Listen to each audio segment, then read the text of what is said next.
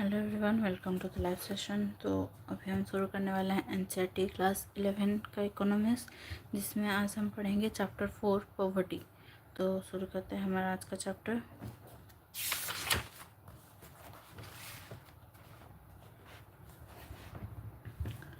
No society can surely be flourishing and happy of which the far greater part of the members are poor and miserable. Adam Smith. Introduction. In previous chapters, you have studied the economic policies that India had taken in the last 7 decades and the outcome of these policies with relations to the various developmental indicators. Providing minimum basic needs to the people and reduction of poverty have been the major aims of independent India. The pattern of development that the successive 5-year plans envisaged laid emphasis on the upliftment of the poorest of the poor, Antyodaya, integrating the poor into the mainstream and achieving a minimum standard of living for all. While addressing the Constituent Assembly in 1947, Jawaharlal Nehru had said, "This achievement, independence, is but a step and opening up opportunity to the great triumphs and achievements that await us, the ending of poverty and ignorance and disease and inequality of opportunity."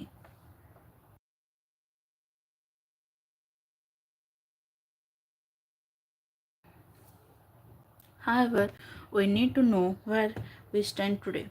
Poverty is not only a challenge for India, as more than one-fifth of the world's poor live in India alone, but also for the world, where about 300 million people are not able to meet their basic needs.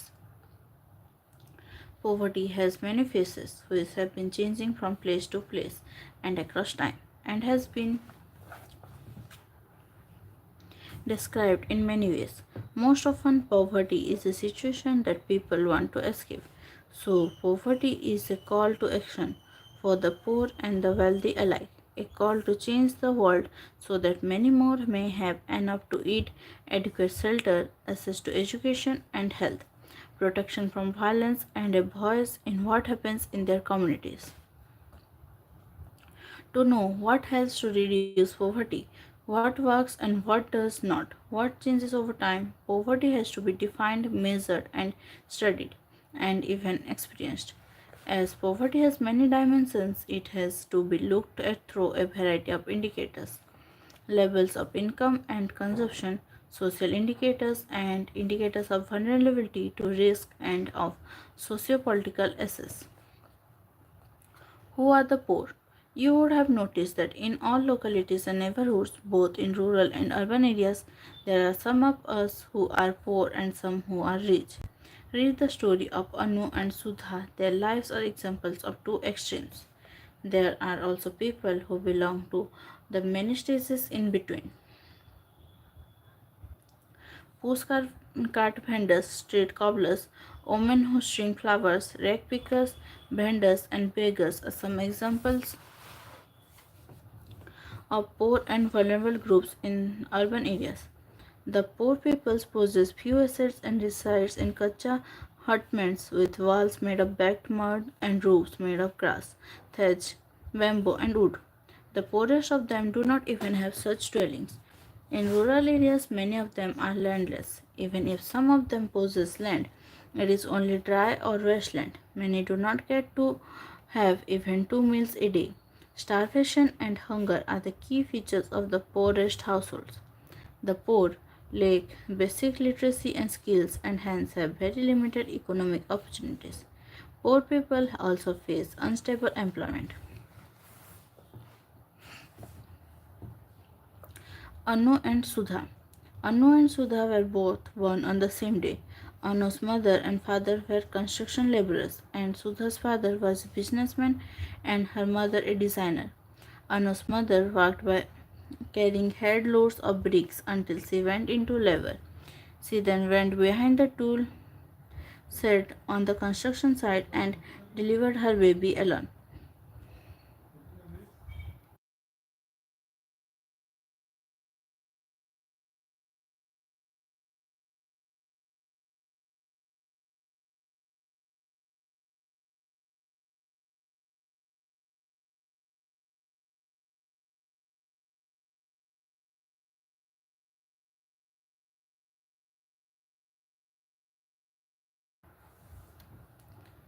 She fed her child and then wrapped her in an old sari, made a cradle with a gunny stake, put little Anu in it, and hung it from a tree. She hurried back to work as she was afraid she would lose her job. She hoped that Anu would sleep until evening. Sudha was born in one of the best nursing homes in the city. She was thoroughly checked by doctors. She was bathed and dressed in clean, soft clothes and placed in a crib next to her mother. Her mother fed her whenever she was hungry, hugged and kissed her, and sang her to sleep. Her family and friends celebrated her arrival. Anu and Sudha had very different childhoods. Anu learned to look after herself at a very early age. She knew what hunger and deprivation were. She discovered how to pick food from the dustbin, how to keep warm during the winter, to find shelter in the monsoon, and how to play with a piece of string, stones, and twigs. Anu could not go to school as her parents were migrant workers who kept moving from city to city in search of work. Anu loved to dance. Whenever she heard music, she would improvise. She was very beautiful and her movements were graceful and evocative. Her dream was to dance on a stage someday. Anu could have become a great dancer, but she had to begin work at the age of 12. She had to earn a living with her mother and father, building houses for the rich, houses she would never live in. Sudha went to very good play school where she learned how to read, write, and count. She went on excursions to the planetarium, museum, and national parks. She later went to a very good school. She loved painting and started getting private lessons from a famous artist. She later joined a design school and became a well known painter.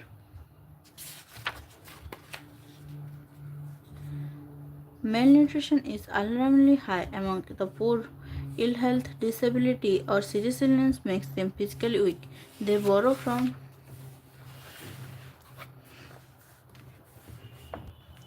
moneylenders who charge high rates of interest that lead them into chronic indebtedness. The poor are highly vulnerable. They are not able to negotiate their legal wages from employers and are exploited. Most poor households have no access to electricity. Their primary cooking fuel is firewood and cow dung cake.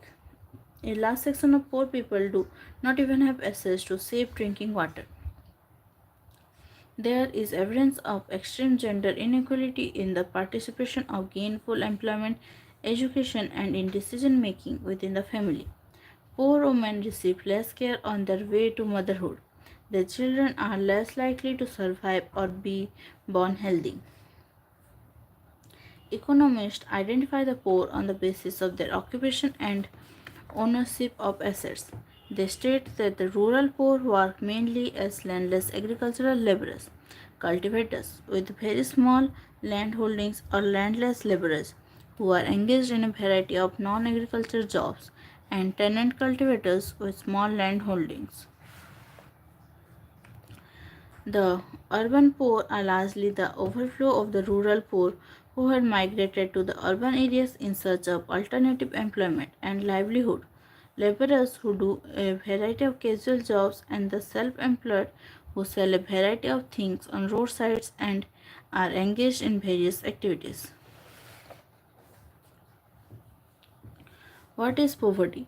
Two scholars, Sahin Rafi Khan and Damlan Kilen, put the condition of the poor in a nutshell. Poverty is hunger. Poverty is being sick and not being able to see a doctor. Poverty is not being able to go to school and not knowing how to read.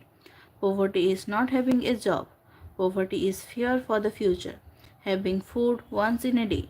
Poverty is losing a child to illness brought about by unclear water. Poverty is powerlessness, lack of representation, and freedom. What do you think?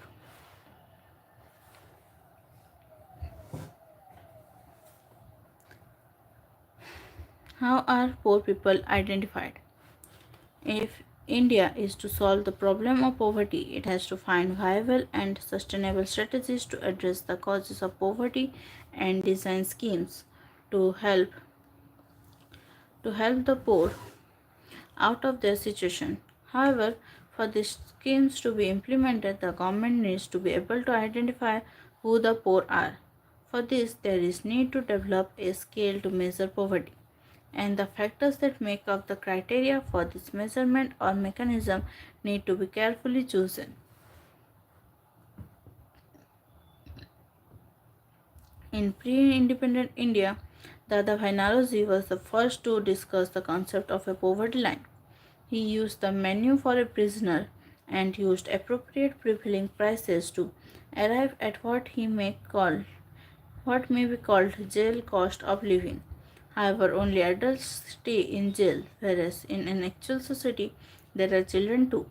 He therefore appropriately adjusted this cost of living to arrive at the poverty line. For this adjustment, he assumed that one-third population consisted of children and half of them consumed very little, while the others half consumed half of the adult diet.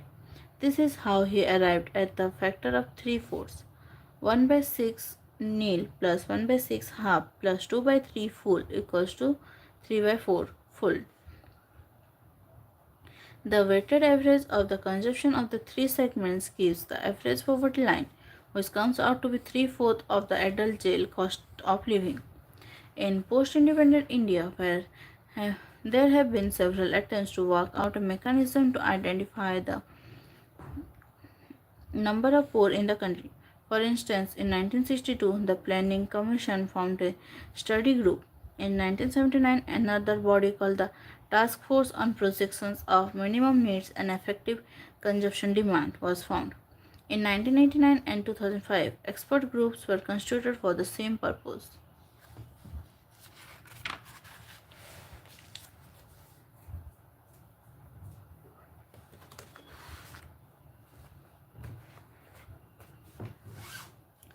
Besides the Planning Commission, many individual economists have also attempted to develop such a mechanism.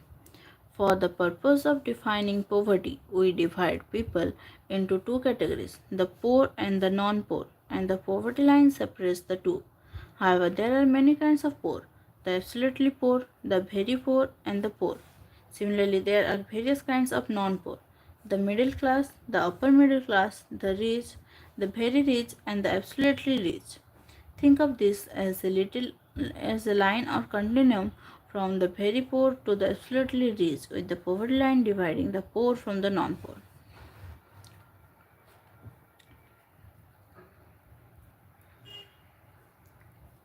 Categorizing poverty. There are many ways to categorize poverty. In one such way, people are always poor, and those who are usually poor but who may sometimes have a little more money. Example: casual workers are grouped together as the chronic poor. Another group are the churning poor, who regularly move in and out of poverty. Example: small farmers and seasonal workers. And the occasionally poor, who are rich most of the time but may sometimes have a patch of bad luck.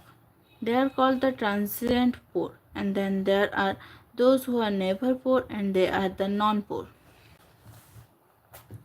The poverty line. Now let us examine how to determine the poverty line.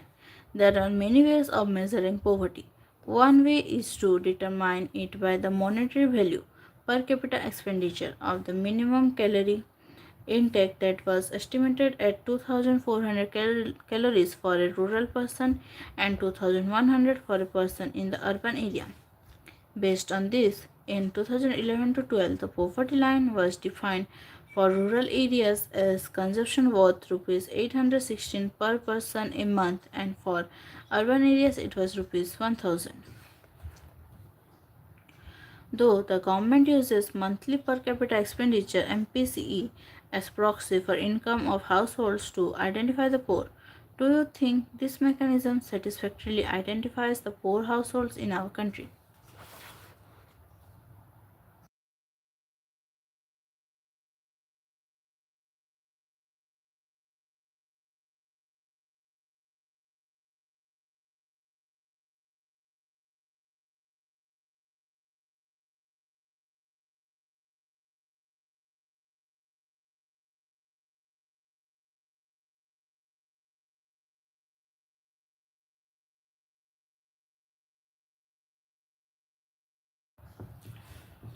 Economists state that a major problem with the mechanism is that it groups all the poor together and does not differentiate between the very poor and the other poor.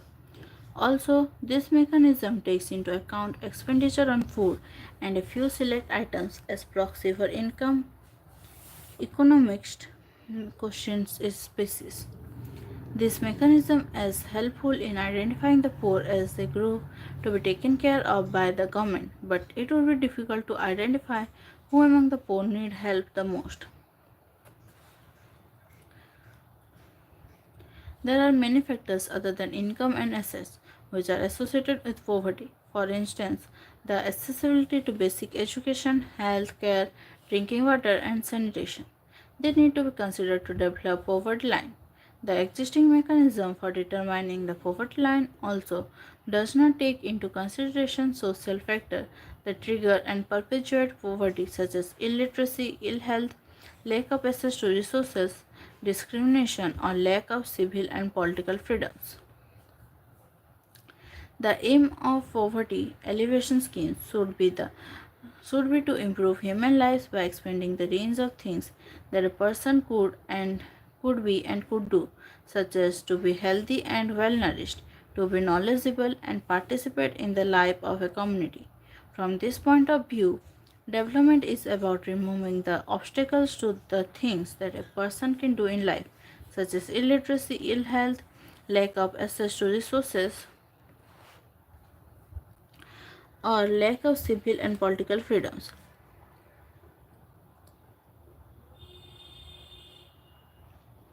Though the government claims that higher rate of growth, increase in agricultural production, providing employment in rural areas, and economic reforms packages introduced in the 1990s have resulted in a decline in poverty levels. Economists raise doubts about the government's claim. They point out that the way the data are collected, items are that are included in the consumption basket, methodology followed to estimate the poverty line, and the number of poor are manipulated to arrive at the reduced figure of the number of poor in India. Due to various limitations in the official estimation of poverty, scholars have attempted to find alternative methods. For instance, Amartya Sen, noted Nobel laureate, has developed an index known as Sen Index. There are other tools such as Poverty Gap Index and Squared Poverty Gap. We will learn about these tools in higher classes. The number of poor in India. When the number of poor is estimated as the proportion of people below the poverty line, it is known as head count ratio. You might be interested in knowing the total number of poor persons residing in India. Where do they reside and has their number or proportion declined over the years or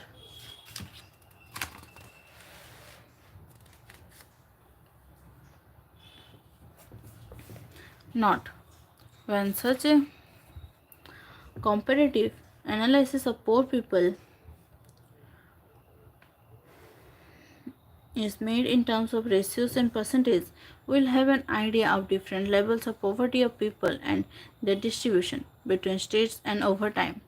The official data on poverty is made available to the public by the Planning Commission. It is estimated on the basis of consumption expenditure data collected by the National Sample Survey Organization (NSSO).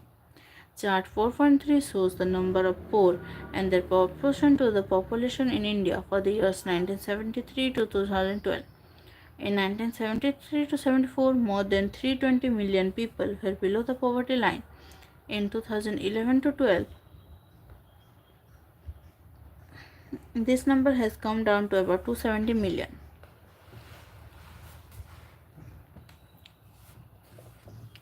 In terms of proportion, in 1973 to 74, about 55% of the total population was below the poverty line.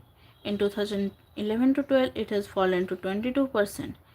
In 1973 to 74, more than 80% of the poor resided in rural areas, and this situation had not changed even in 2011 to 12.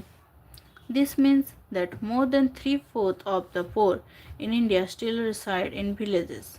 Why do you think this is the case? In the 1990s, the absolute number of poor in rural areas had declined, whereas the number of their urban counterparts increased marginally. The poverty ratio declined continuously for both urban and rural areas. From chart 4.3, you will notice that during 1973 to 2012, there has been a decline in the number of poor and their proportion, but the nature of decline in the two parameters is not encouraging. The ratio is declining much lower than the absolute number of people poor in the country. You will also notice that the gap between the absolute number of poor in rural and urban areas got reduced, whereas in the case of ratio, the gap has remained the same until 1999 to 2000 and has widened in 2011 and 11 to 12.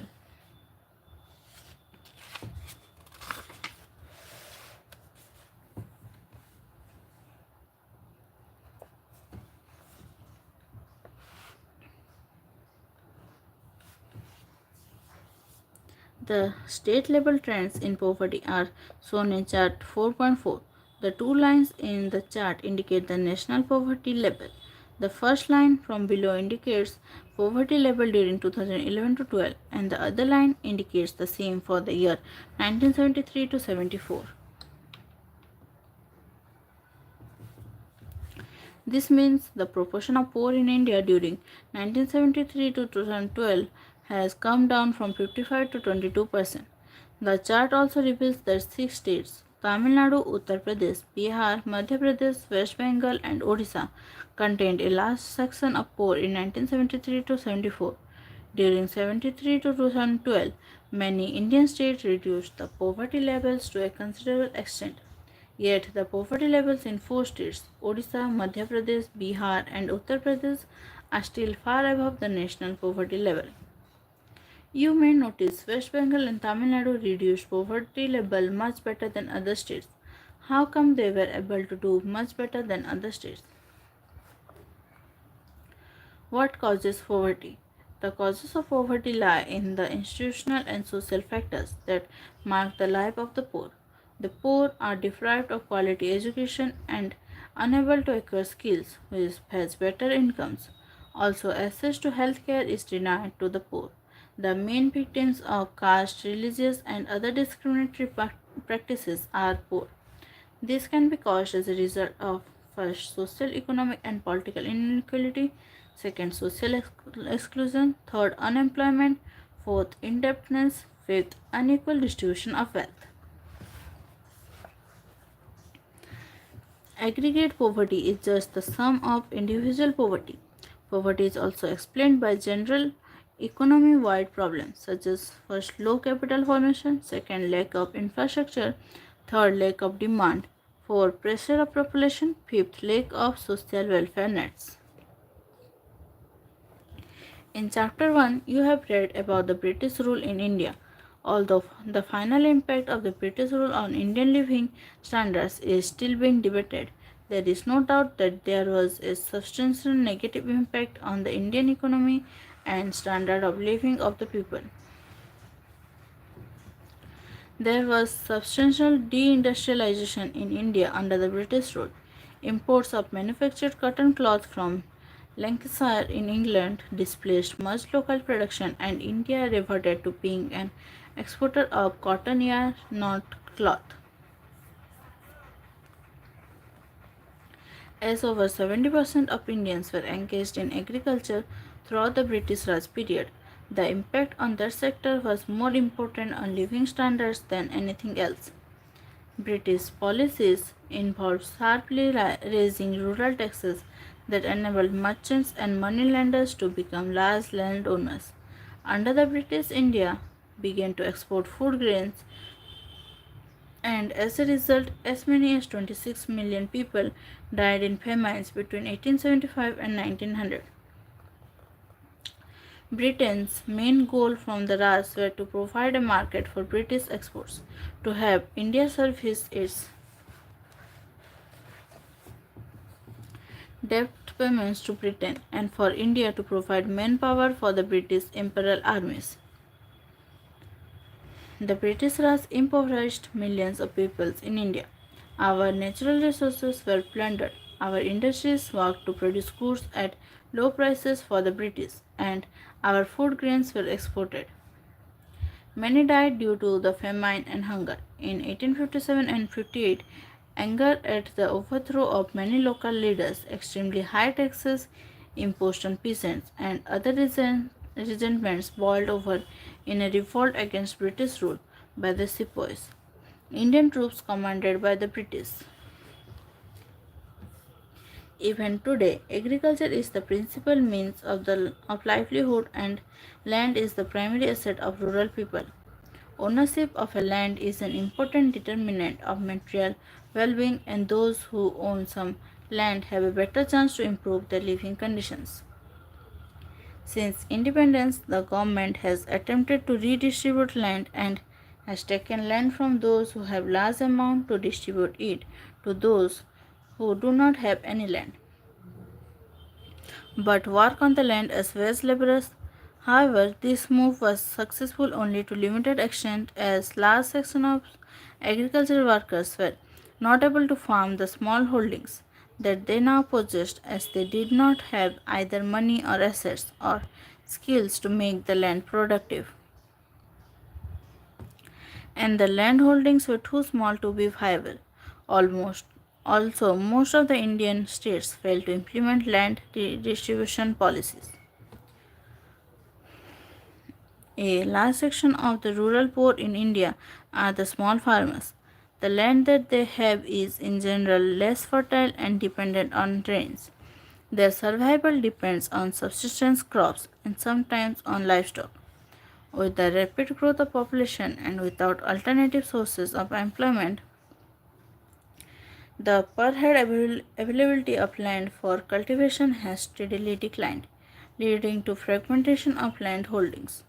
The income from these small land holdings is not sufficient to meet the family's basic requirements. You must have heard about farmers committing suicide due to their inability to pay back the loans that they have taken for cultivation.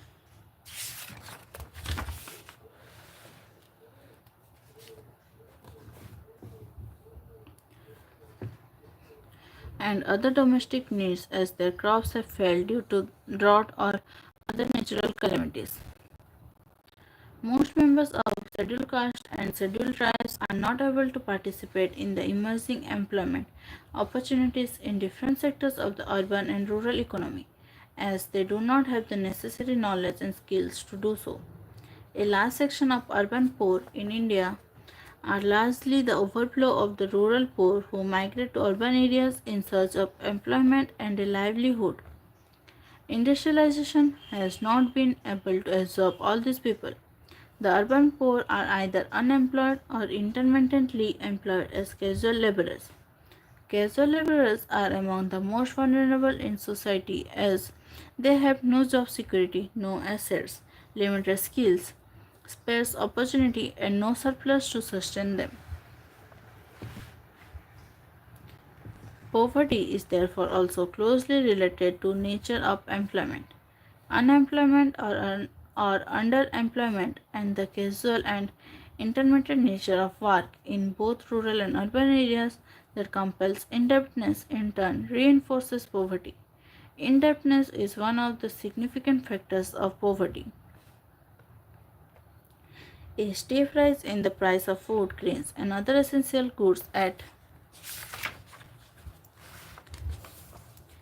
a rate higher than the price of luxury goods further intensifies the hardships and deprivation of lower income groups. The unequal distribution of income and assets has also led to the persistence of poverty in India. All this has created two distinct groups in society: those who possess the means of production and earn good incomes, and those who have only the labor to trade for survival. Over the years, the gap between the rich and the poor in India has widened. Poverty is a multidimensional challenge for India that needs to be addressed on a war footing.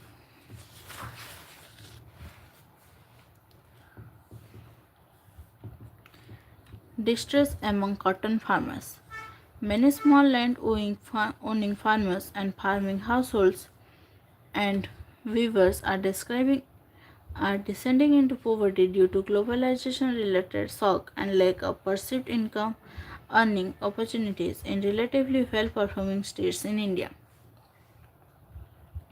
where households have been able to sell assets or borrow or generate income from alternative employment opportunities. The impact of such shocks may be transient. However, if the household has no assets to sell or no assets to credit, or is able to borrow only at exploitative rates of interest and gets into severe debt trap, the shocks can have long duration ramification in terms of pushing household below the poverty line. The worst form of this crisis is suicides. The count reached 3,000 in Andhra Pradesh alone and is rising in December 2005. The Maharashtra government admitted that over 1,000 farmers have committed suicides in the state since 2001. India has the largest area under cotton cultivation in the world, covering 8,300 hectares in 2002 to 3. The low yield of 300 kg per hectare pushes it into third position in production. High production costs, low and unstable yields, decline in world prices, global glut in production due to subsidies by the USA and other countries, and opening up of the domestic market due to globalization have increased the exposure of farmers and led to agrarian distress and suicides, especially in the cotton belt of Andhra Pradesh and Maharashtra. The issue is not one of profits and higher returns, but that of the livelihood and survival of millions of small and marginal farmers who are dependent on agriculture. Scholars cite several factors that have led farmers to commit suicide. The shift from traditional farming to the farming of high yielding commercial crops without adequate technical support, combined with withdrawal of the state in the area of agricultural extension, services in providing counseling on farm technologies, problems faced, immediate remedial steps, and lack of timely advice to farmers. Second, decline in public investment in agriculture in the last 2 decades. Third, low rates of germination of seeds provided by large global farms, spurious seeds, and pesticide by private agents. Fourth, crop failure, pest attack, and drought. Fifth, debt at very high interest rate of 36% to 120% from private moneylenders. Sixth, cheap imports leading to decline in pricing and profits. Seventh, lack of access to water for crops, which forced the farmers to borrow money at exorbitant rates of interest to sink borewells that failed.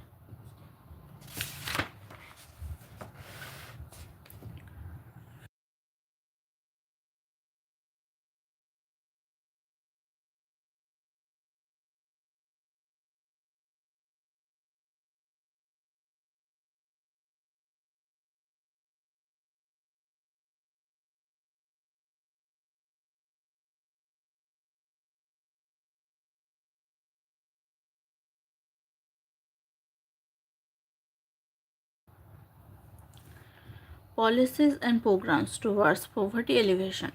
The Indian Constitution and 5 year plans state social justice as the primary objective of the developmental strategies of the government.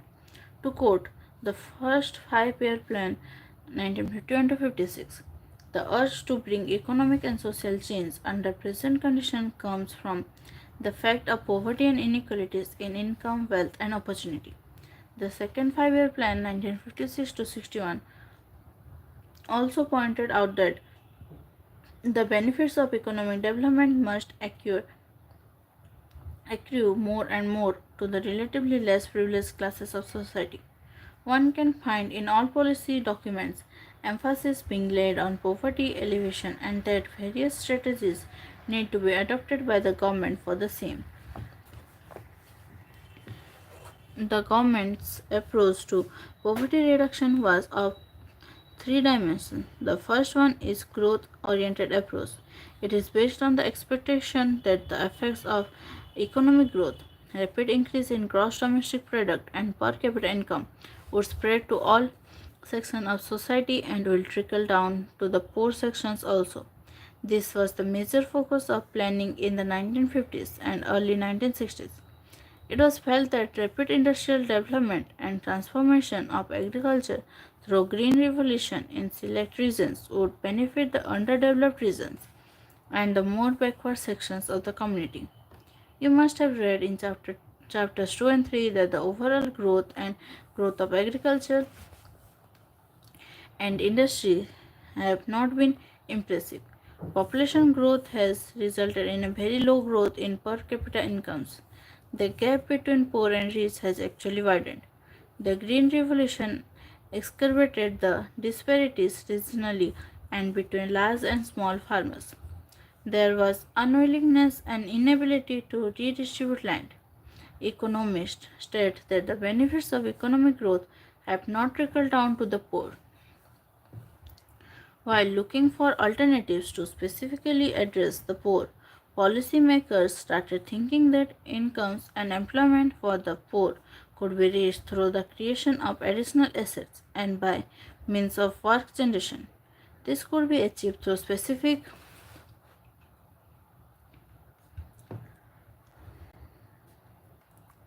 poverty alleviation programs.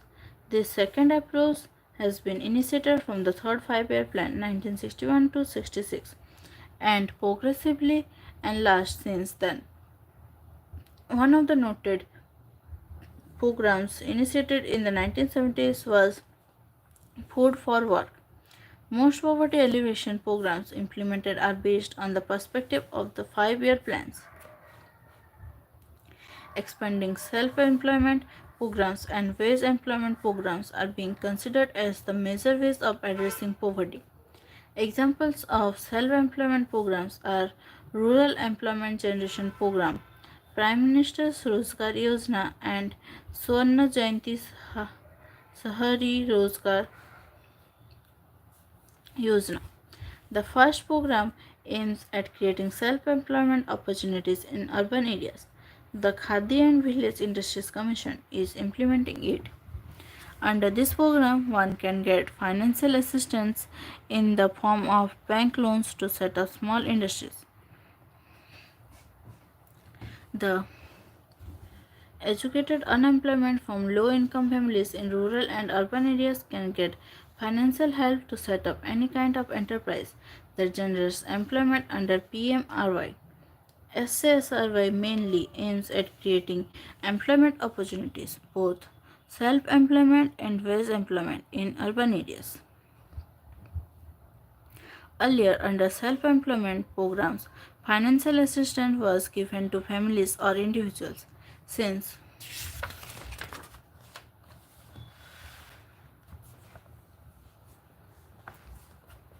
Since the 1990s, this approach has been changed.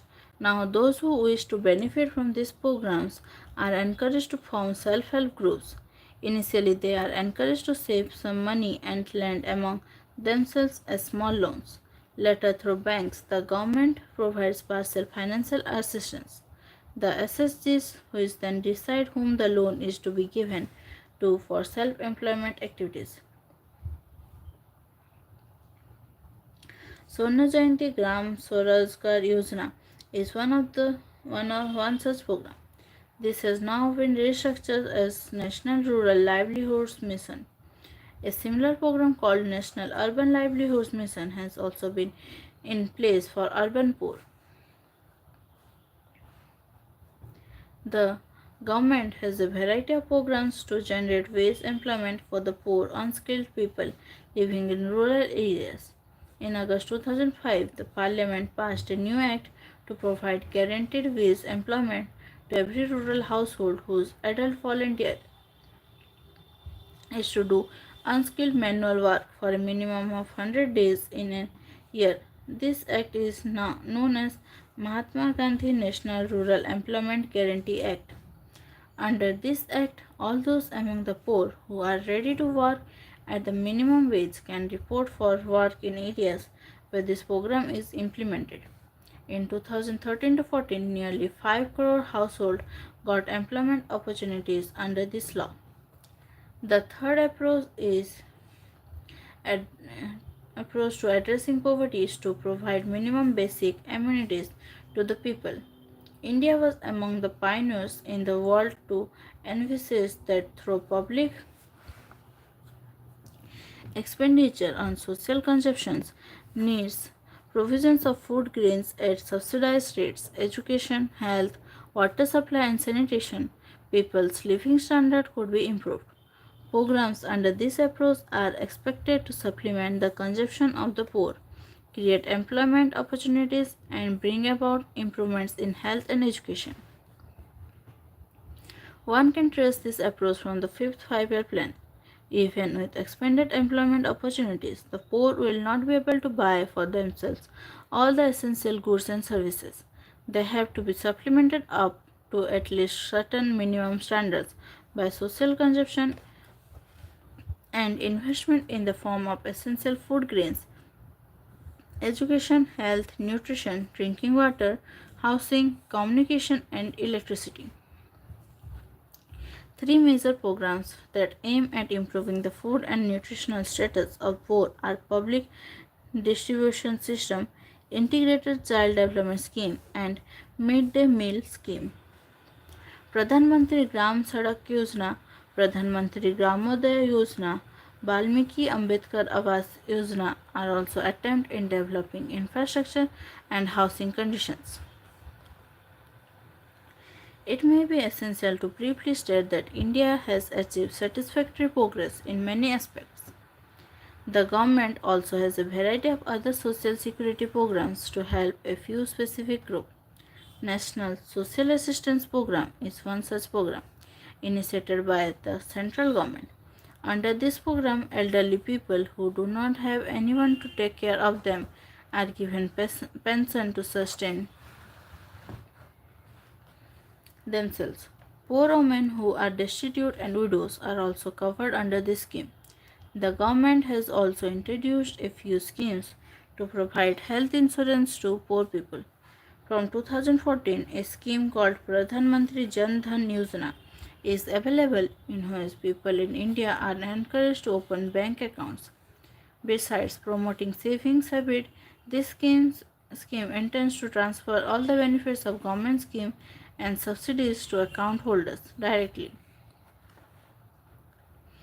Each bank account holder is also entitled to Rs 1 lakh accident insurance and Rs 30,000 life insurance cover. Poverty alleviation programs, a critical assessment. Efforts at poverty alleviation have borne fruit in that for the first time since independence. The percentage of absolute poor in some states is now well below the national average. Despite various strategies to alleviate poverty, hunger, malnourishment, illiteracy, and lack of basic amenities continue to be a common feature in many parts of India. Though the policy towards poverty alleviation has evolved in a progressive manner over the last 5.5 decades, it has not undergone any radical transformation. You can find change in nomenclature, integration, or mutations of programs.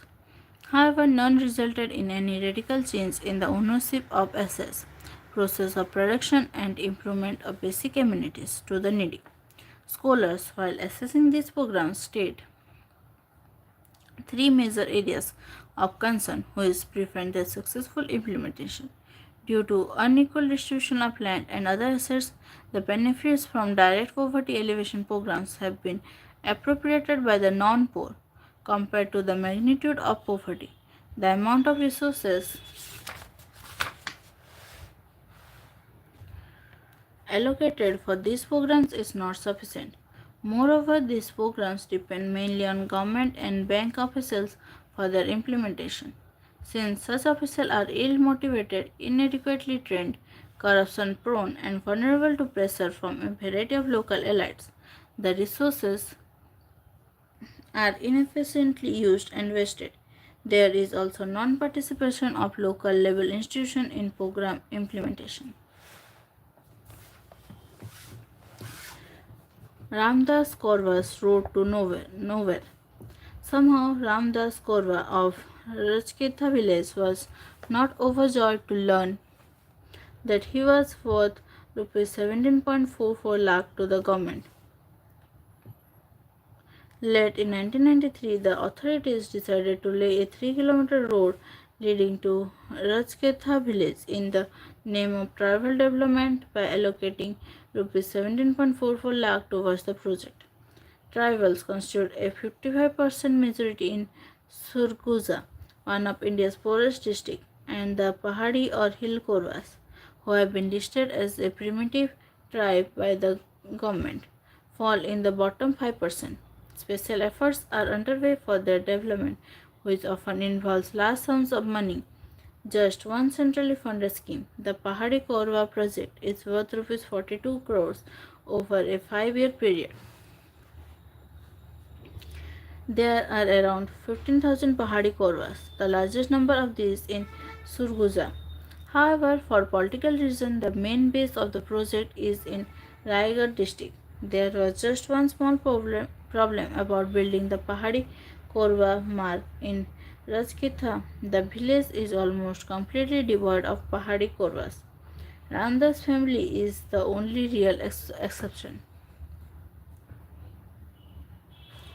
It does not matter if these don't benefit the Pahadi Korvas in the least and are completely useless. Out here, even if you put up a swimming pool and a bungalow, you do it in the name of tribal development, says an NGO activist. Nobody bothered to check whether there were really any Pahadi Korvas living in Rajketa village, and there was already a Kacha road here, says Ramvatar Korva, son of Ramdas. They just added Lal Mitti, red earth to it. Even today, after spending rupees 17.44 lakh, it is not a Pakka road. Ramdas' own demands are touchingly simple. All I want is a little water, he says. How can we have agriculture without water? When repeatedly pressed, he adds, instead of spending rupees 17.44 lakh on that road, if they had spent a few thousand on improving the damaged well on my land, would not that have been better? Some improvement in the land is also necessary, but let them start by giving us a little water. Ramdas' problems were ignored. The government's problem was fulfilling a target. If the money were simply put into bank fixed deposits, none of these Pahadi Korwa families would ever have to work again. The interest alone would make them very well off by Surguja standard, says an official mockingly. Nobody thought of asking Ramdas what he really needed, what his problems were, or involving him in their solution. Instead, in his name, they built a road he does not use at a cost of rupees 17.44 lakh. Please do something about my water problem, sir, says Ramdas Korva as we set up across the plain, journeying 2 kilometers to reach his road to nowhere.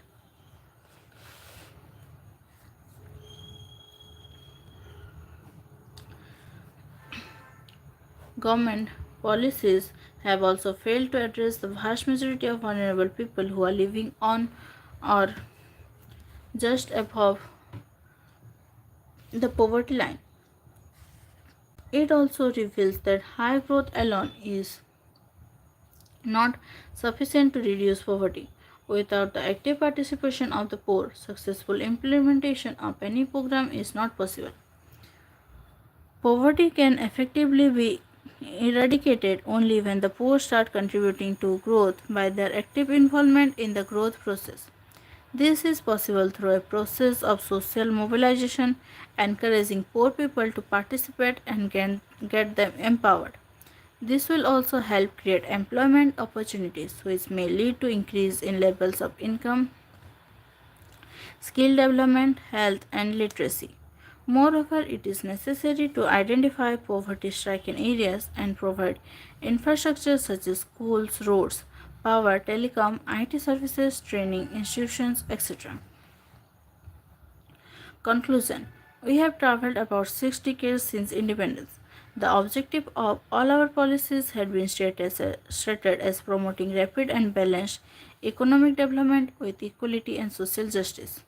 Poverty alleviation has always been accepted as one of the India's main challenges by the policymakers, regardless of which government was in power. The absolute number of poor in the country has gone down, and some states have less proportion of poor than even the national average. Yet, critics point out that even though vast resources have been allocated and spent, we are still far from reaching the goal.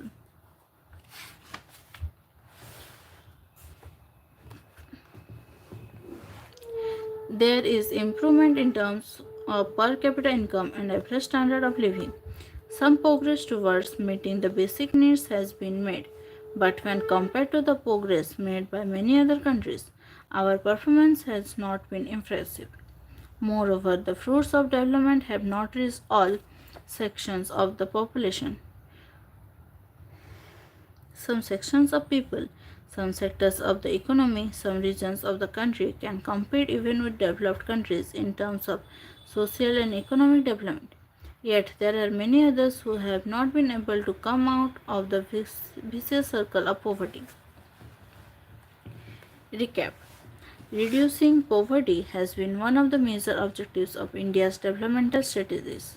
The per capita consumption expenditure level, which meets the average per capita daily requirement of 2400 calories in rural areas and 2100 calories in urban areas, along with the minimum of non-food expenditure, is called poverty line or absolute poverty. When the number of poor and their proportion is compared, we will have an idea of different levels of poverty of people and their distribution between states and over time. The number of poor in India and their proportion to total population has declined substantially. For the first time in the 1990s, the absolute number of poor has declined. Majority of poor are residing in rural areas and engage themselves in casual and unskilled jobs.